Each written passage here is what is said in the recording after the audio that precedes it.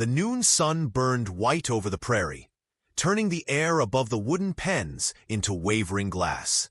Dust rose in small whirlwinds as the auction bell clanged, calling ranchers, traders, and drifters toward the corral. The smell of sweat, leather, and hay thickened with every passing minute. Horses stamped and snorted behind rails, some sleek and proud, others gaunt and trembling from long neglect.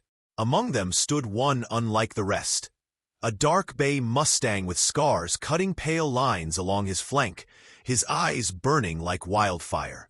Beside him, holding a frayed rope in cracked hands, stood Elias Rourke. Elias's clothes were patched so often that thread held more of his shirt together than fabric. His boots were split at the seams, his hat bent by weather and time.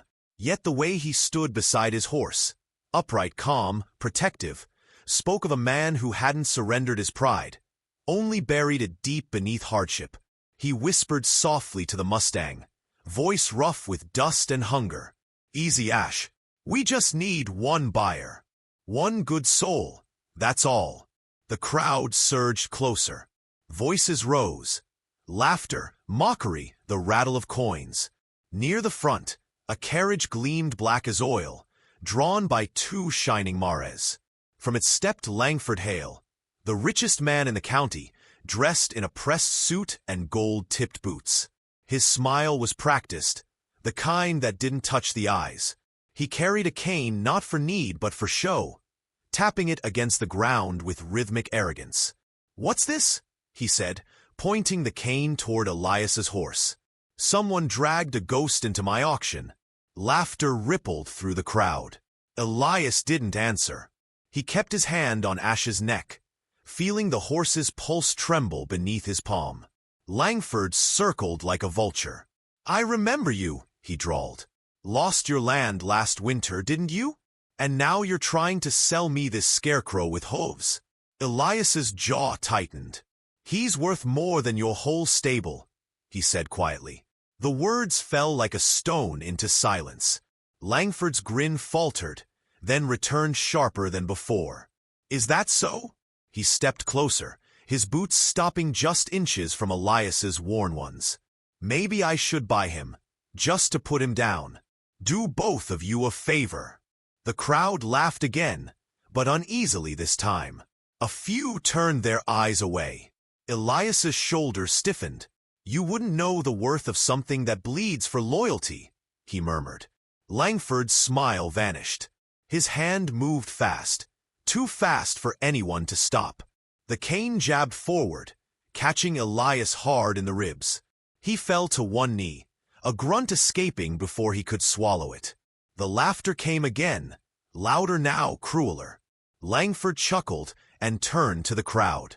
"There's your lesson, gentlemen. Some men should know when to bow."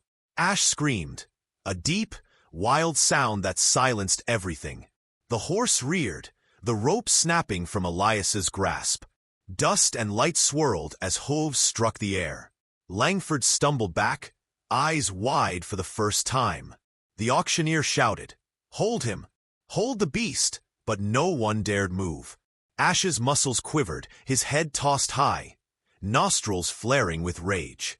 For one breath, it seemed he would charge. Then Elias rose, clutching his side, voice breaking through the chaos. "Easy, boy. Not this way." The Mustang froze, trembling, his eyes locked on Elias's. Slowly, he lowered his front hooves to the ground, the dust settling around them like a curtain after a play. Langford brushed dirt from his jacket and forced a smirk, but his face had lost its color. Elias stood there, breath ragged, pride unbroken. The crowd watched in silence, caught between shame and awe. Somewhere, a bell rang again, signaling the next sale, yet no one looked away from the poor man and his scarred horse. Ash stamped once, the sound echoing like a promise across the corral. The wind carried the sound of the auction long after Elias had left the town behind. It echoed faintly between the hills, that laughter, sharp, metallic, unforgettable. He rode in silence, the reins slack in his hand, Ash's steady breathing the only rhythm left in the world. The road home wound through dead grass and dry creek beds, the sun sinking low, painting the plains the color of rust. When the cabin came into view, a leaning shack with a single chimney puffing a ghost of smoke. It looked smaller than he remembered, like time had been gnawing at it piece by piece. He dismounted slowly, knees stiff, ribs aching where Langford's cane had struck. Ash followed close, head bowed, as though ashamed of not having struck back. Elias brushed his muzzle, the gesture soft and forgiving. "You did right," he murmured. "If you'd hurt him, they'd have taken you. We can't lose each other too." Inside, the cabin smelled of wood ash and old coffee. The table was bare except for a cracked lamp and a folded piece of paper. Elias didn't need to open it to know what it was. The last warning from the bank. He unfolded it anyway, eyes tracing the printed words he could barely read through the blur of exhaustion. Final notice. Property subject to repossession. His thumb pressed hard into the page until it tore. Outside, Ash pawed at the dirt, restless. The boards creaked as Elias stepped back onto the porch, lantern in hand. "I know, boy," he whispered. "They'll take this land next. Men like Langford always do." He leaned on the railing, staring out at the barren field that had once grown wheat. Every post, every fence board was built by his father's hands, and yet it was all slipping away, sold in pieces to a man who treated lives like property. A wagon creaked along the trail and stopped at the gate. Martha Keene climbed down, her skirt dusted from travel, her face lined but kind. She carried a tin of stew wrapped in cloth. "You should be gone back to that place, Elias," she said, setting the food down. "Langford's got the sheriff in his pocket. He'll come for you next." Elias gave a tired smile. He already did. He winced, pressing his ribs. Martha's eyes softened. "You can't fight a man like him. He's got gold and law behind him." "I've got something better," Elias said, glancing toward Ash. "I've got memory." They stood in silence for a long moment, listening to the wind hum through the cracks in the walls. Martha shook her head. "Just promise me you won't do something foolish." Elias looked toward the distant lights of town flickering faintly in the dusk. Sometimes standing up is the only thing a man can still afford. After she left, night closed in. The moon hung low and yellow, the air sharp with cold. Elias sat by the fence, running his fingers through Ash's mane, speaking softly like to an old friend. "They'll laugh again tomorrow. They'll think you're just another beast to break. But I know better." He paused, voice lowering. "You remember how I found you, half-starved, rope marks round your neck? You didn't give up then. Don't start now." Ash nudged his shoulder, and for a heartbeat, Elias could almost feel the horse understanding him completely. He rose, pain shooting through his ribs, and looked toward the horizon where the town lights burned like embers. "We'll go back," he said quietly. "Not for pride, for what's right." Ash tossed his head, mane catching the moonlight, as if answering. Elias smiled through the ache. Then it settled. The night deepened around them, but their silhouettes stood steady in the silver light.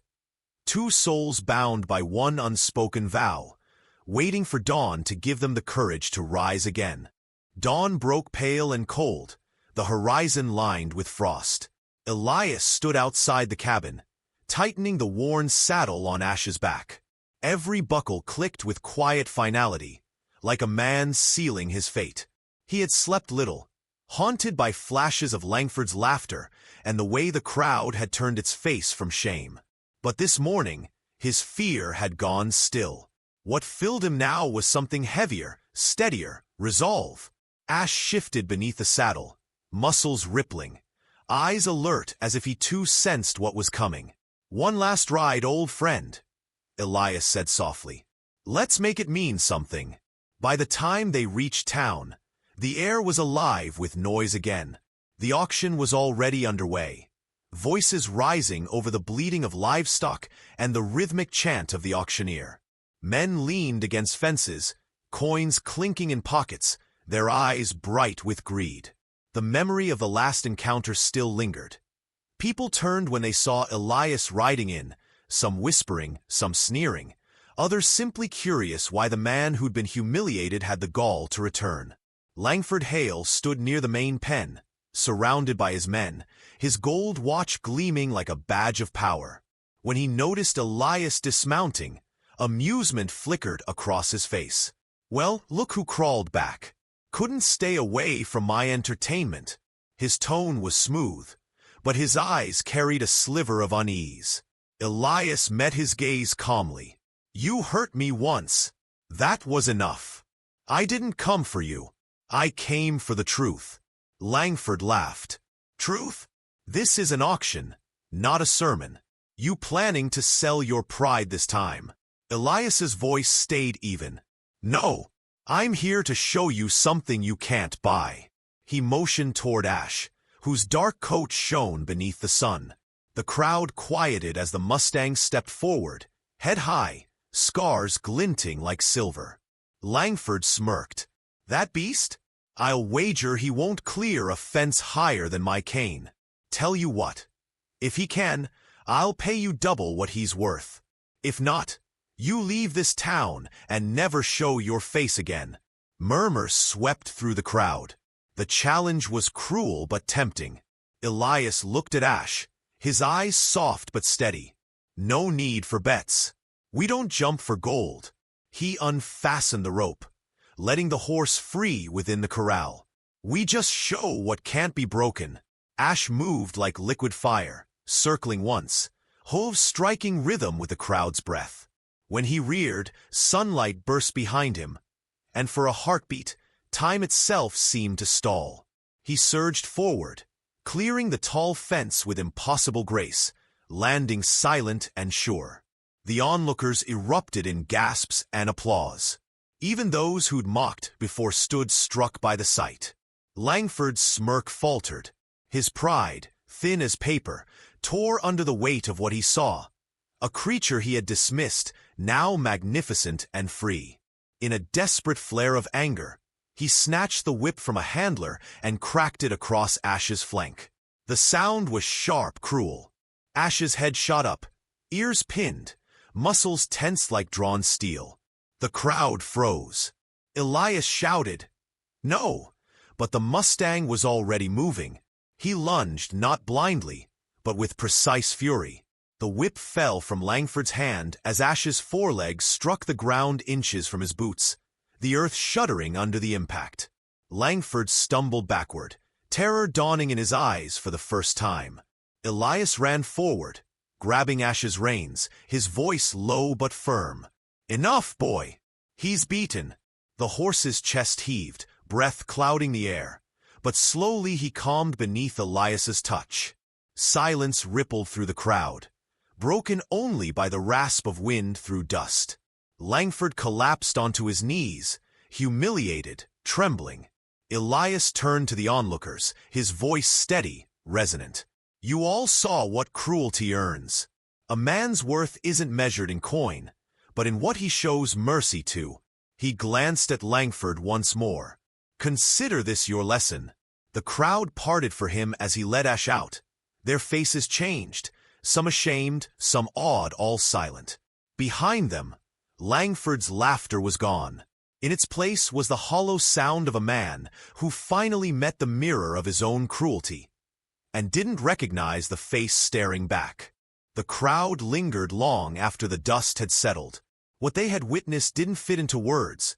Something raw and ancient had passed through that corral, something that made men quiet. Elias stood at the gate, one hand resting on Ash's neck, the other gripping the rope loosely, though there was no need for it. The horse followed him freely now, ears flicking toward the fading noise behind them. Langford Hale remained where he'd fallen, coat smeared with dirt, eyes hollow with disbelief. No one went to help him, not even his own men. Elias turned toward the road, the murmur of voices behind him fading into the wind. Each step away felt lighter, like the weight of humiliation had been peeled from his back. He didn't smile, but there was a steadiness in his face that hadn't been there in years. Ash snorted, shaking his mane, and Elias murmured, "It's over, boy. You did what I couldn't. You made them see." By the time they reached the edge of town, the sky had deepened into the color of copper. Children ran from porches to watch them pass, whispering in awe. A small boy broke from the crowd, holding out a red apple with both hands. Elias paused, nodding toward him. Ash lowered his great head and took the gift gently from the boy's palms. The child's eyes widened. "He ain't scary at all," he said softly. Elias's voice carried warmth as he answered, "Only to those who are." News of the scene spread faster than the evening wind. By nightfall, every saloon and porch in the county was filled with retellings. How the poor rancher's horse had turned the tables on the richest man in town. Some said it was vengeance, others swore it was justice. Whatever the truth, no one laughed at Elias Rourke again. Days later, a knock came at the cabin door. Martha stood outside, holding a sealed envelope. "From the town committee," she said, eyes shining. Inside were signatures, ranchers, traders, even the auctioneer, all pledging to help Elias keep his land. "They said what you did reminded them who they used to be," she whispered. Elias stared at the paper for a long moment before folding it neatly, his voice quiet. "It wasn't me. It was the horse." He spent that evening fixing the broken gate, the one that had sagged since winter. Ash stood nearby, grazing on sparse grass, occasionally lifting his head to watch. The air smelled of rain, and the world seemed to breathe easier, as if cleansed of something heavy. Elias thought of his father's words, "You can't teach a horse loyalty. You just earn it, one kindness at a time." He smiled faintly. Maybe that was what all this had been. A reckoning of kindness returned. When morning came, he opened the corral gate. Ash stepped through without hesitation, hooves striking softly against the earth. For a moment, he lingered, looking back at Elias with that same steady gaze that had once silenced a crowd. Elias reached out, brushing the horse's cheek. "Go on," he whispered. "You're free now." Ash broke into a gallop, the sun catching his dark coat until it shone like liquid bronze. He disappeared beyond the ridge, where the land opened wide and endless. Elias stood watching until the horizon swallowed him, the wind tugging at his coat, the silence ringing with everything that had changed. In the stillness that followed, he spoke to no one in particular, maybe to the wind, maybe to his father's memory. Some men spend their lives chasing power. Others learn what it means to be trusted. He looked toward the rising light, eyes steady, voice almost a prayer. And that's the only kind of wealth worth keeping. Behind him, the land stirred back to life. The fields whispering, the fences creaking, the world moving forward. But for Elias, time paused just long enough to let gratitude fill the space where bitterness had once lived. The man who'd been kicked to the dirt now stood taller than ever. Not through revenge, but through the quiet triumph of being seen, at last, for who he truly was.